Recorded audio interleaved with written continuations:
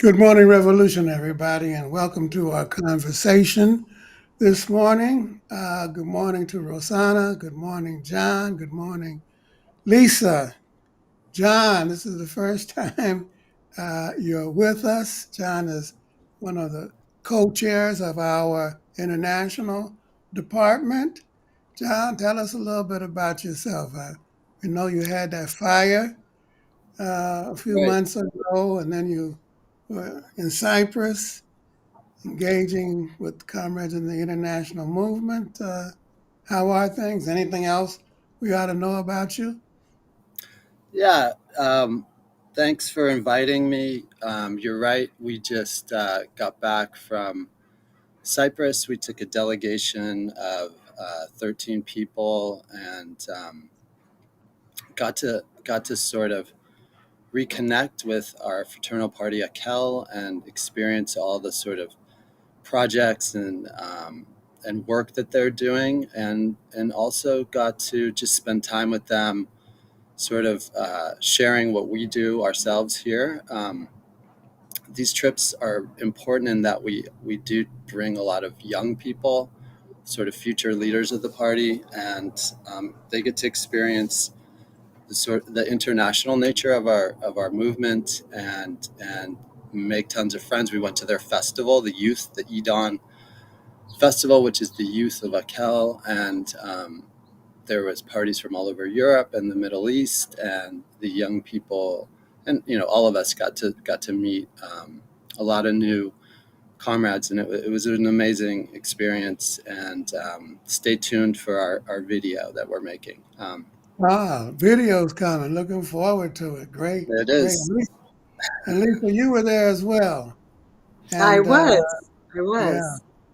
and you were in India as well. So you've had a great summer, and you're back to teaching now, right? Fall school I'm has back to started. teaching. Yep, it's inevitable. September comes and I'm back in the classroom. Good. Any new books you're working on? I have a second edition of the book that I worked on with Joel Fishman. So we finished that up in the summer, and that is new and improved with additional materials and more photographs, and that'll be coming out hopefully very soon. And that deals with her candidacy as a communist candidate running for office, which is Exactly really right. important. And here Exactly we right. have And all the lessons that she brings to electoral work as a communist in the US. Absolutely. and we're really pushing our comrades to run, run for office, stand for election. I Hmm. even volunteered to run myself. And Rosanna's really worried about that. She said, Joe, you're going to drive yourself into a grave. Isn't that too much? How are you, Rosanna? What's going on? Anything new in the fight against ICE and the troops in LA? Oh, I'm doing well. Yes, there's a lot of organizing against ICE. There's a lot of attempts to document everything, making sure that everything is documented, because there will come a time when it'll be needed. So we are urged to document patrolling. The teachers are organizing to make sure that the children and the families feel safe to send their children to school. There's a lot of fight back organizing, and that's really important, so that ICE doesn't. I think ICE thought that it was going to be so easy to just come in and just sweep and take everybody without anybody resisting. But there's an amazing fight back that is very hopeful for all of us. It's a titanic struggle that we're involved in, very important. And it's in LA now, they're in DC, about to go into Chicago, and we're not having it. And the American people aren't having it. And they think that they can just walk in. No, that ain't, no, no, no, no, no, no. Not in this life. Well, let's get started. We are streaming this morning on Twitch, on YouTube, on X, and on Facebook. On YouTube, I said it last week, we have 14,700 subscribers as of last week. Today, we have 14,782. You know, we got 18 to go to be 14,800, and then 200 to get to our 15,000 subscriber goal. So please subscribe if you haven't already to our channel. Comment, ask us a question this morning, share it with your friends. Take a collective action. Do you know that collective action, working together in common around a single or multiple objectives, is the greatest strength that the working class movement has? With it, we have the possibility of winning everything. Without it, nothing at all. we will completely fail. So take a collective action in the sense of sharing the show with your family, with your friends, with your coworkers, with your neighbors, and help us build audience, build clout, and get the job done. We are talking this morning about a meeting that recently occurred in the People's Republic of China, commemorating the 80th anniversary of their victory over Japanese colonialism and the 80th anniversary of the end of World War II and the defeat of fascism. And by the way, I was reminded this morning that the people of Vietnam are also celebrating their 80th anniversary. But we're focusing on China and the meetings that took place and the celebrations that took place around that anniversary. One was of the Shanghai Cooperation Association, I forget the exact name of it, and the other was a big parade that they had in Beijing that a number of world leaders participated in. And one of the big issues is how to talk about it, you know?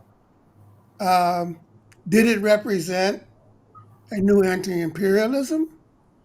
Or did it represent what the ruling class press is calling an axis of upheaval? Um, or did it represent, in the terms that the Chinese comrades use, a coming together of countries on the basis of working on what they called a shared common future, a shared common future. Um, because many countries came together, different social systems, different ideologies, different religions, and so on and so forth. And it kind of makes you wonder, what did they have in common? John, let's start there. You're the head of our co-head. I don't want Ani to get upset with me. You're the co-head of our international department. What do these countries, I think there were 20 or so that came together, you know, Iran, Pakistan, Russia, Malaysia, China, Egypt, so on and so forth, some Central Asian countries. What brought them together, in your opinion? What do they have in common? Yeah, I think the way I would probably look at that meeting as, if you sort of zoom out and look at a little bit of history or sort of how we ended up in this place, you have, the development of the U.S. as a sort of primary, or not the primary, let's just say the largest imperial power post World War II,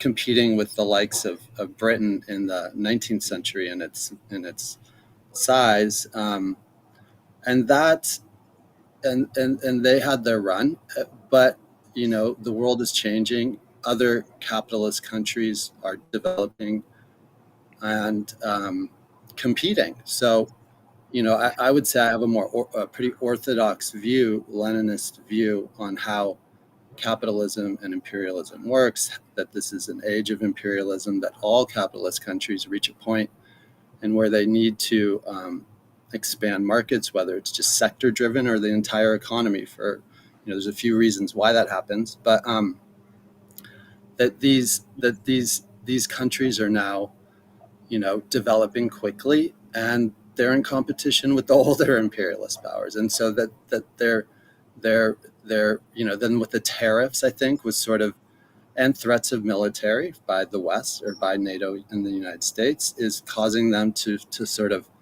form an alliance of sorts. But it's really, I would say, it finds itself pretty well in the structure of capitalism. So that's sort of, I think, how this arose. An alliance pretty much within the structure of capitalism, you're saying. Let's talk about that a little bit more. Rosanna, international work is also part of your portfolio. You represent us at different international gatherings. You were recently in China. Uh, what, in your opinion, brings these countries with diverging, vastly different? I mean, India with Modi, right wing government, China, socialist, communist party in power, so on and so forth. Some countries have dominated by religious fundamentalism and so on. Now, the Chinese comrades talk about the need for shared values, right, and a common future. Uh, what does Egypt or um Iran or Russia, uh, which have capitalist governments, have in common with China, in your opinion?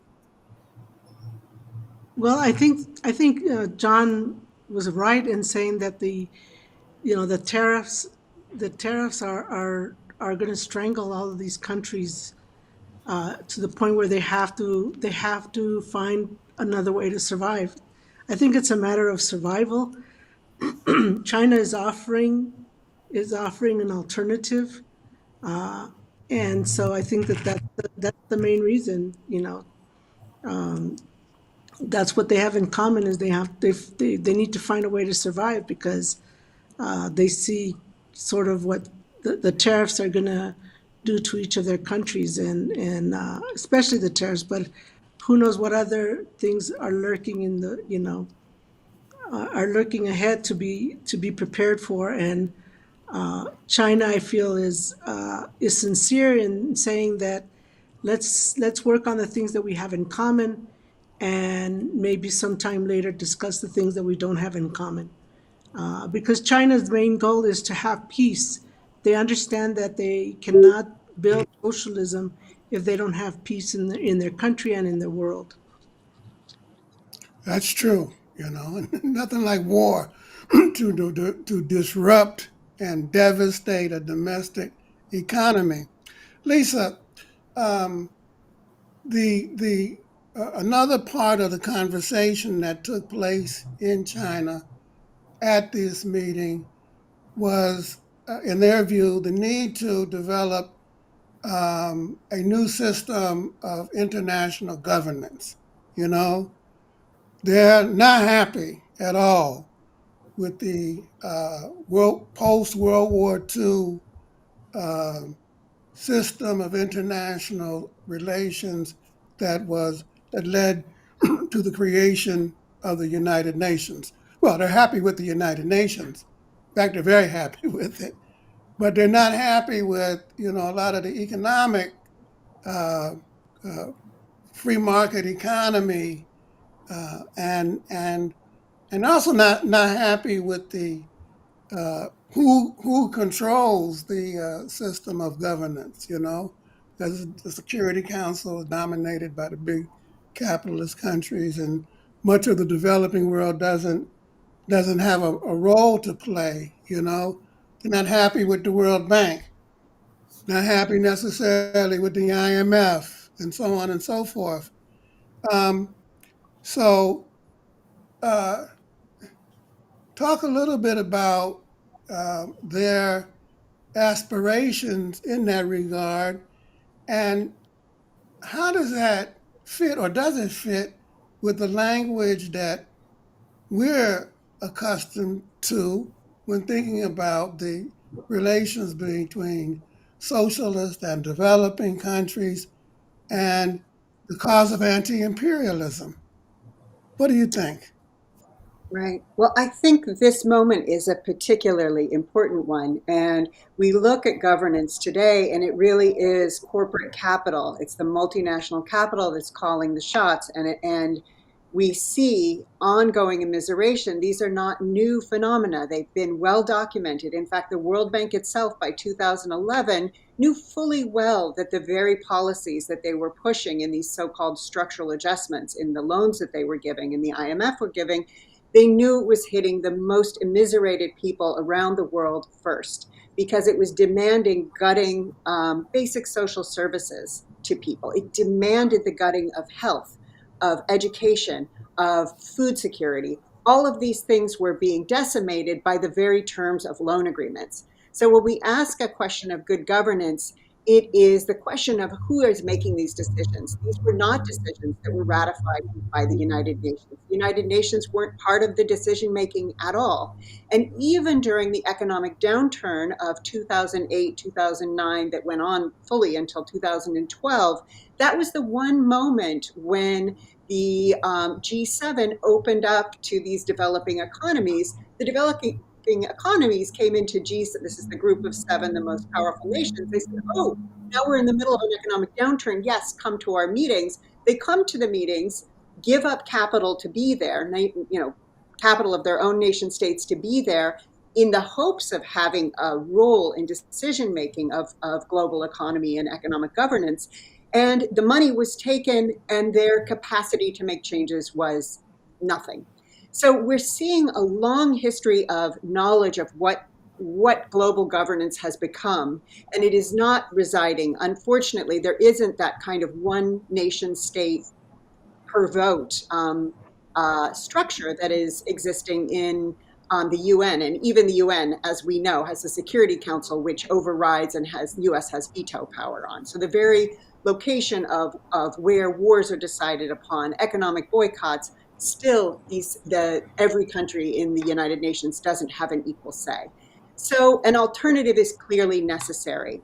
And I think that promise is one that brings some very unlikely people to the table. Modi has not. I just got back from India, as you mentioned. Modi has not been uh, uh, in any way itching to create an alliance with China. And if we look at the tariffs, to come back to Rosanna and Joe's point, if we look at the tariffs, the way that the US has been wielding them has almost produced this outcome. So I think there's a lot to hope for, and there's a gigantic push factor in the way that the global economy has been structuring immiseration of most developing economies into the way it makes decisions and carries them out. John, but the language, let me put it this way: how does anti-imperialism fit into this scenario, or does it? um, yeah, I mean, to me, anti-imperialism would be anti-capitalism. It's the same sort of movement, and um, in relation to governance, I would say I understand the Chinese position on that. I've been paying attention to that for a long time, and I applaud them in that. And I think if anything, it reaffirms that they often get lumped into these categories and criterias that don't make sense within the reality and the stage of development they're in that they're using market forces to build their economy. We know this. We know. Lenin did the same thing with the new economic plan or policy plan in Russia in the 20s that went to I think 1929. And so they're sort of they have a different view of how one engages in the world economy, and so it makes sense to them that others could could do the same thing as them.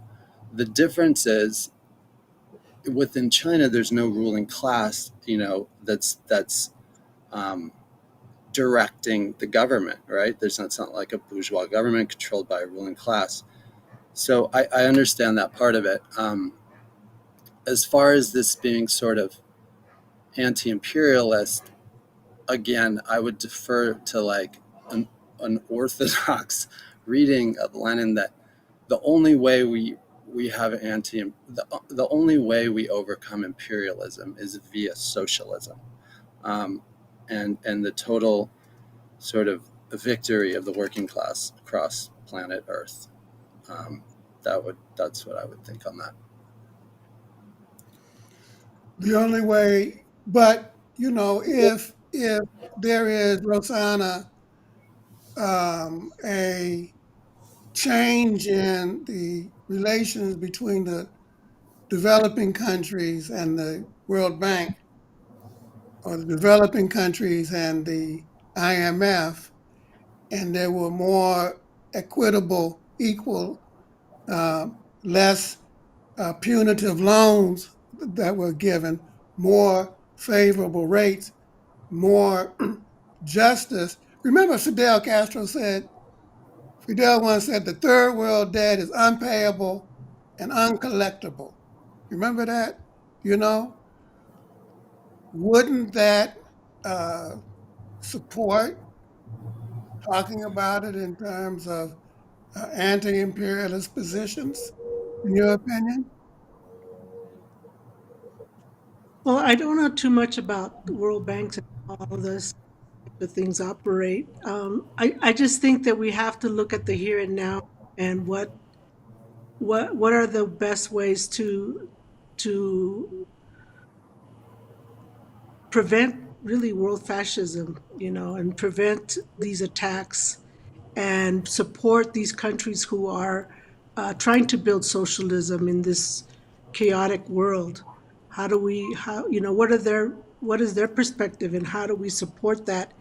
And I think if we get caught up on just the definition of imperialism, we miss, I think, the the need to navigate through what we're experiencing at this time, if that makes sense. It does make a lot of sense because we're navigating, Lisa, under the threat of thermonuclear war. You know, um, there's an ongoing nuclear arms race. You know, you saw what happened with the bombing of the Israel and the United States of Iran, and they wish that they could do it in Korea. I just read in the DPRK. I just read an article in the Times this morning about an expedition of Navy SEALs that hadn't been revealed, where they killed a number of fishermen. They were trying to uh, put in some surveillance equipment in 2018 or 2019, and they were discovered by a fishing boat, and they thought it was the Korean security, and they killed all of the people on the boat. We're operating under the uh, threat of global pandemics. You know, um, we're operating under the threat of climate change, and I think that the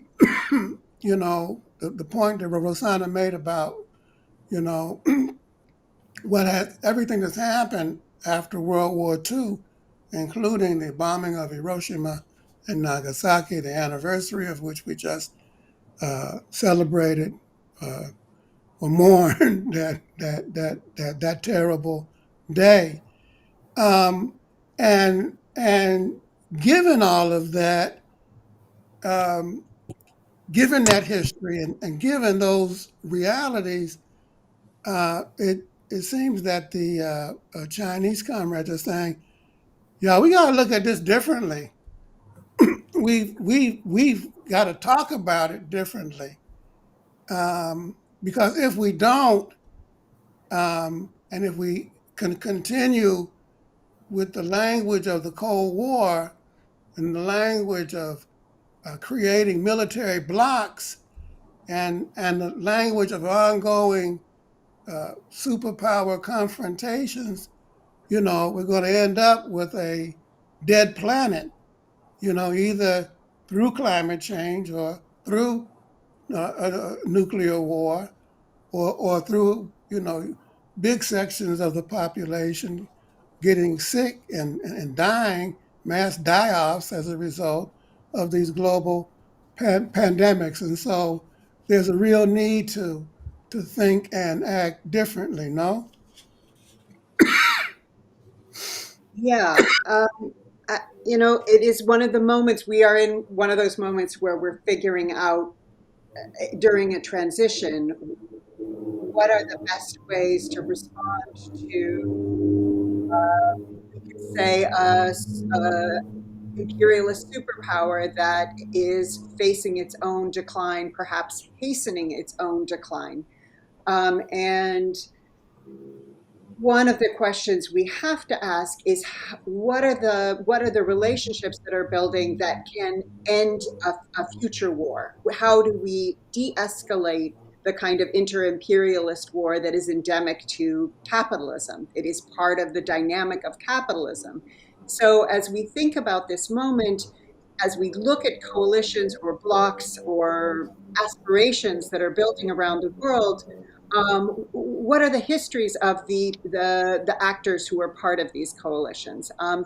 And I think we are already well into 2025, and if we look at India and thinking about Jammu and Kashmir, we're thinking about, well, what does that have to do with the relationship to Pakistan? What are the regional tensions when we ask Modi's relationship in this aspirational coalition that we're seeing unfold? Is this an anti-imperialist coalition? Is this a kind of symbolic response to Trump's regime and the ways that its ripple out effects of the anti-immigrant, certainly not just rhetoric. There's talk about ending the HB1 visas, which are the specialized non-immigrant visas that are 80% Indian applicants to. So it's not simply tariffs, it's also the way that this administration is producing another kind of hegemony or attempting to produce another kind of US hegemony of imperialism. So as we look at these coalitions, I think we have to ask the questions exactly as you are and as the other guests on this show are, is what are the effects? Are these coalitions to produce a new peace, a new stability? Are these actors that will de-escalate their own imperialist aspirations? I think these aren't questions we can answer easily. I think our role, and as I see it as a communist in the United States, is we are always fighting to end the imperialist aggression of the country that I am part of. I am part of the United States. So as I look out at the other formations around the world, my role is clear. My role is to end the imperialism in the United States, the aggression that this country has fostered, the economic immiseration that the export of capital and our capitalist regime has created. So it's that delicate process of not letting go of the demand for peace. We can't live without it. As you say, the planet, the people on that planet, there is no other choice. Yeah. And yet, John, Lisa's right. We still live in the age of imperialism, as you and Rosanna have indicated as well. You know, we talked about the U.S. bombing of Iran, the Israeli bombing of Iran. We are constantly, every day, reminded about the ongoing genocide in Gaza. There's the Russian invasion of Ukraine, and which has gone on now for 3 years, and the need to bring that slaughter on both sides to an end, So we can't afford to give up the language of anti-imperialism, and yet there's also a lot of confusion about who is imperialist and who's not. Some people argue that Russia is not an imperialist country and that in relationship to the fight against U.S. imperialism, that it plays an anti-imperialist role. I read recently that some people are arguing that Turkey is not an imperialist country, and yet Turkey is part of NATO. But then they cite Turkey's uh, uh, position in opposing Israel and the genocide and the colonialism in that country, and they say that Turkey's a anti um, imperialist country. So how should we think about those things? And in your view, what's an imperialist country and what's not? And building on what Lisa said, what position do we take in the United States in opposing those imperialism? I mean, the Chinese got one set of objectives, which we respect, we don't question it, but we also have our own. No? Yeah, yeah, and I think that's important. I reminded myself before we started in my head to make sure I mentioned what Lisa had just said, which is that at the end of the day, CPUSA members living in the we live in the United States, our primary objective is to end U.S. imperialism, and to struggle against it always and until it's gone. And that, you know, uh, if we start, worrying about world affairs without looking at it, I forget which book, there's a great book on internationalism. I think it was written by a Turkish comrade, like in the 80s maybe or something, or maybe a little later. But he talks, and there's actually a Gus Hall quote in it where he talks about, the best thing you can do for internationalism is to organize your party in your own country and to fight imperialism if you live in an imperialist country, to fight against it there. So yeah, so just to make sure, the United States and NATO are still the primary hegemonic force on planet Earth today, in my opinion, and that's our goal or our main priority is to struggle against that. It has waned some, and there's like I said earlier, there's these many countries are developing quickly and they're now in competition. But still, at this moment, we're still the primary force. So now I forgot the question. The As far as what is imperialism? Again, I would say that imperialism is a phase of capitalist development where a nation, is how they're organized. It's in this, but picture it in this gigantic web of capitalism that's global, right? You're either on one side or the other of imperialism. You're either being imperialized or you're an imperialist country, but it's a phase. So in general, countries will reach a point of production where they have an overaccumulation of capital that needs to be reinvested. The internal markets are done, and so they send it abroad. It's pretty simple.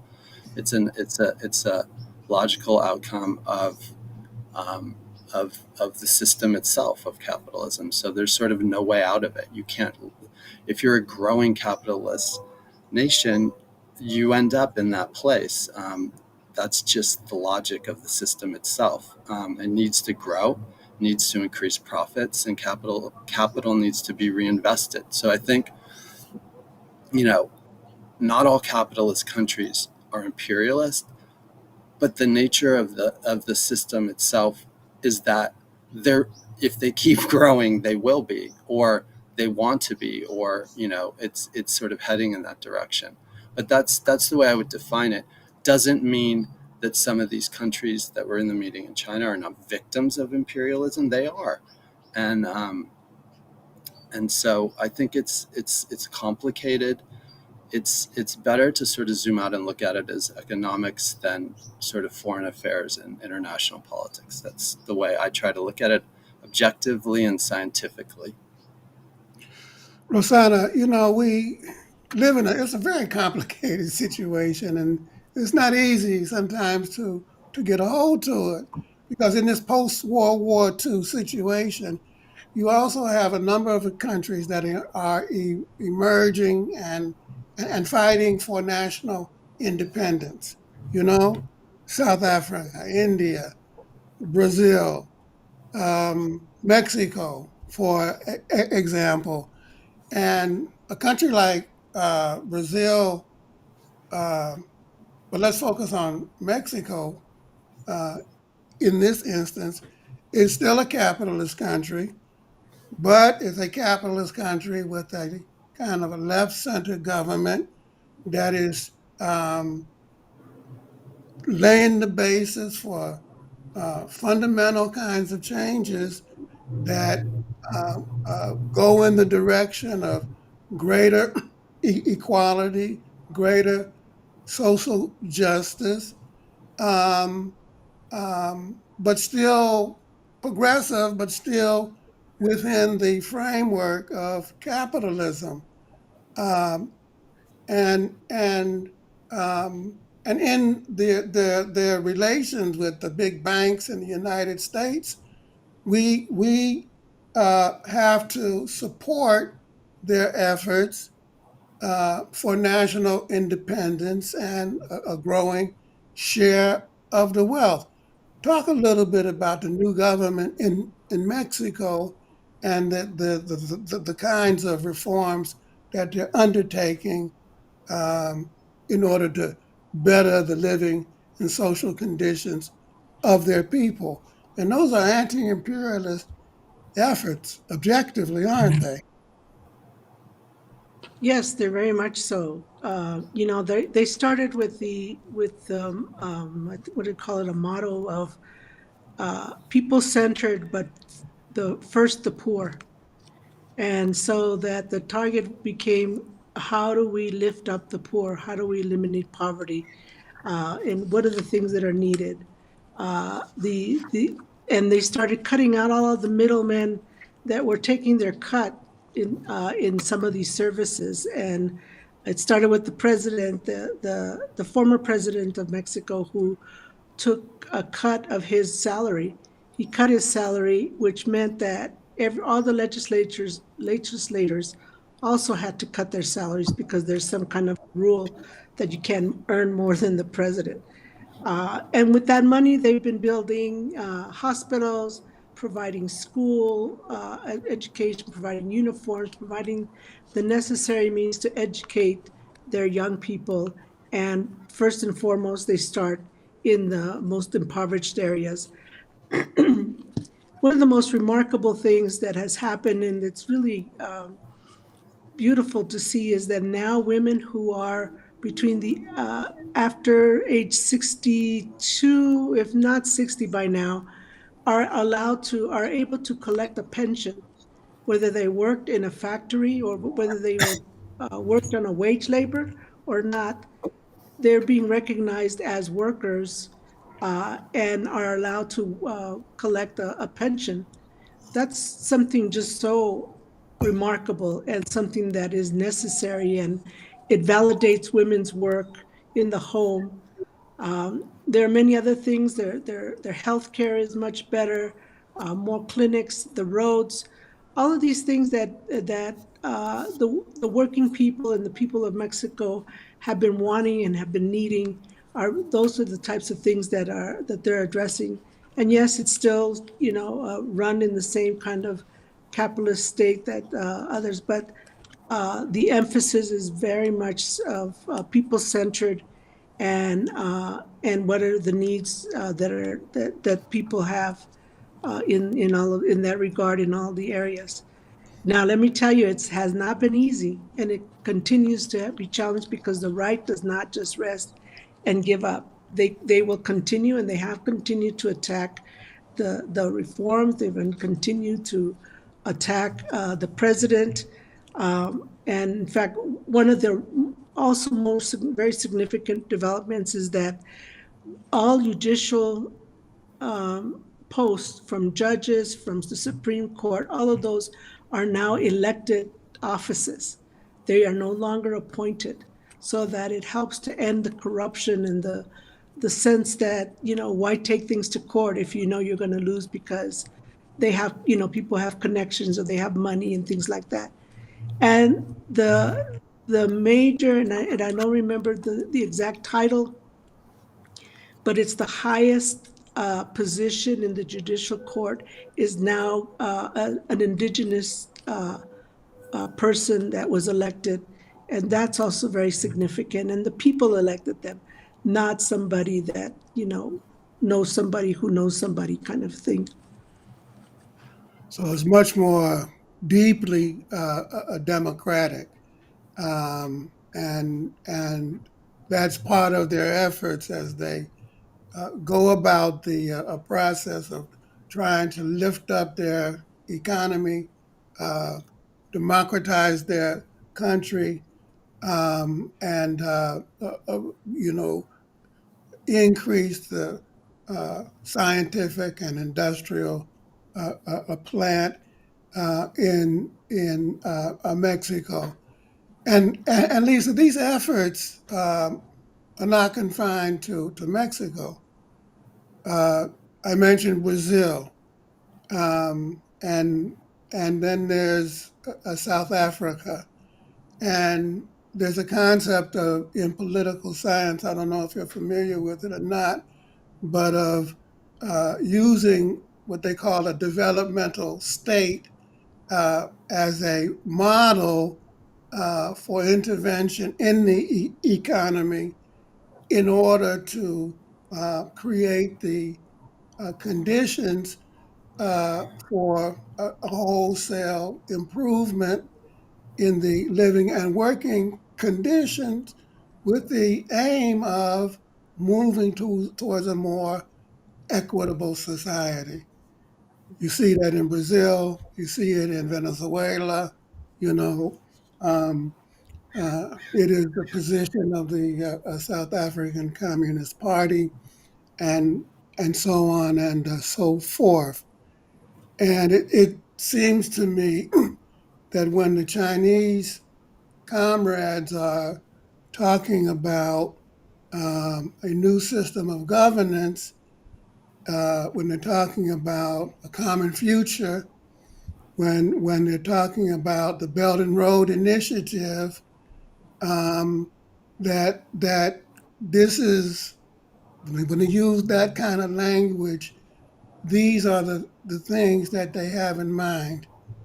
At the same time, I remember that during the Gorbachev period in the Soviet Union, that in the negotiations and relations with the United States and NATO, that they talked about the need to prioritize universal human values that we all you know have to focus on ending the arms race and saving the environment and so on and so forth. Um, but that was accompanied by a giving up of the language, um, calling imperialism what it is, you know? And um, it seems to me that there's a need for us to continue without second guessing. And I think this is really important. You know, we can't tell the Chinese how to talk and define for them particularly those of us in the United States, you know. So we're not questioning their right to define their developmental strategies and their international relations in the way that they see fit.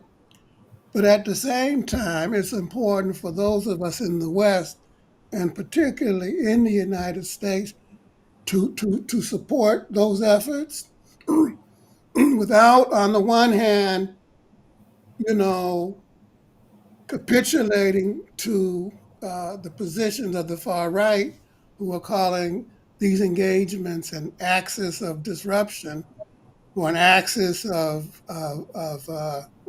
I forget, some kind of axis, um, um, but also understanding its anti-imperialist objectives and not losing that language, right? Or am I wrong about that? No, you're threading a really important line, and you're raising an important language and a set of aspirations that emerged out of the end of World War II, which was the desire for national liberation and national, sort of economic statehood and autonomy and the capacity to make one's own decisions for a community of people who had been previously under the yoke of colonialism. And I think we can't let go. Like colonialism is we tend to think of it as something in the past. The neo-colonial relations of imperialism are ongoing. So we don't get to let go of those aspirations, nor do we say those are old. Those are not possible under our current conditions. And we think like one of the ways that I think about the context of China is that fight for proletarian and peasant state power, and to ask what is our role within this location to support those attempts to build proletarian and peasant state power. Um, and where are and to make those kind of fine distinctions, as Rosanna was talking about in the context of Mexico, under the current conditions of neoliberal capitalism, of this current phase of capitalism, which has managed to invade almost with a few powerful, important exceptions, every part of the globe. And then we start to ask along the train of this, along the sort of the logics and the possibilities of national independence and the capacity not simply to have one's sovereignty, as we could say many of the countries gained in the 40s and 50s and 60s, and in the case of South Africa, not until the 90s. What is possible under the current conditions? How can we imagine a proletarian and peasant state power around the world? What are the conditions that would foster that? War, we know, global inter-imperialist war is precisely the conditions that undermine a proletarian state power, a proletarian and peasant state power. So that demand to end this constant whether it's in West Asia, what we call the Middle East, in Iran, in South Asia. I mean, we have in Yemen, in Palestine. We are in the middle of constant war. So that as our role from here, as you rightly say, is not to adjudicate, oh, this is good, this is bad, this is building proletarian state power, this is not, but to demand the end to end this capitalist, agglomerative, like destructive war. That is the role that we have to play. And we can't let go of a recognition that national independence is still a demand. If you don't have economic independence, if you're not able to prioritize the well-being of the people in your country, and their aspirations for a future, to build an economy that is not dependent on the vicissitudes of the United States or of Europe or of other outside powers, that is not national independence. That is not national sovereignty. And as a communist, I take that aspiration very seriously and ask, where can we do that work? We, as part of the CPUSA, where can we uphold that basic demand? And we're going to be talking about that issue in just a couple of months. We're in November. Rosanna and John and Lisa were holding a peace conference that are going to put those issues squarely on the table. Lisa has the last word today. I just want to end by indicating that I read a very interesting article from the Chinese news service on the 80th anniversary, and they were making the point that you know that war that took place in China and against colonialism uh, didn't start in 1940. It had been going on for several years before that, and I think they said at the cost of 60 million lives, Chinese lives, and and um, and then you had to consider the tens of millions who died during World War II, and the havoc and misery that visited upon the planet. And then you have to think about the war in Vietnam, you know, and the wars in Southern Africa, in Angola, and Mozambique, Guinea-Bissau, you know, and then you have to think about the U.S. imperialist interventions in Iran and Iraq, the Iraq War, um, and the point is that unless we and then there are the ongoing wars in Sudan, you know, and Congo and so on and so forth, and that we have reached the point that unless there is a more equitable distribution of the planet's resources, unless there's an attempt to save the planet's resources, unless we move in a different direction, we risk these are existential questions, and that we risk the destruction of life on the planet as we know it. This ain't no game. This is serious uh, business, and of course here in the United States, the greatest thing that we can do, as Lisa and Rosanna and John have pointed out, is defeat the forces in this country that are giving rise to fascism, to defeat that policy and move the country in a fundamentally different direction. That's it for this week. Join us next Friday for another edition of Good Morning Revolution. John, thank you for showing up this morning. Lisa, again, thank you. We hope you have a great semester. Rosanna, I'll see you in a couple hours when we have another meeting. Everybody, take care. Talk soon. Stay strong. Stay safe. Stay in the fight. Bye, everybody.